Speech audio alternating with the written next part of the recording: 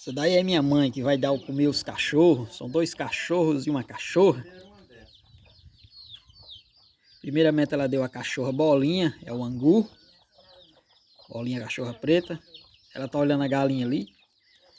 Agora ela vai dar um comezinho, que é o angu, ao cachorro Cibolão. Olha o bolão comendo, olha o bolinho lá.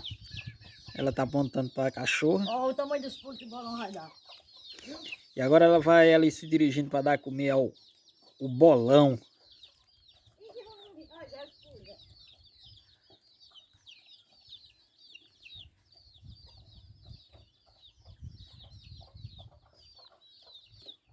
Pronto, bolão já está comendo. Os 3 cachorros estão comendo aí.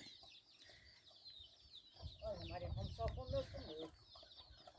Como quietinho.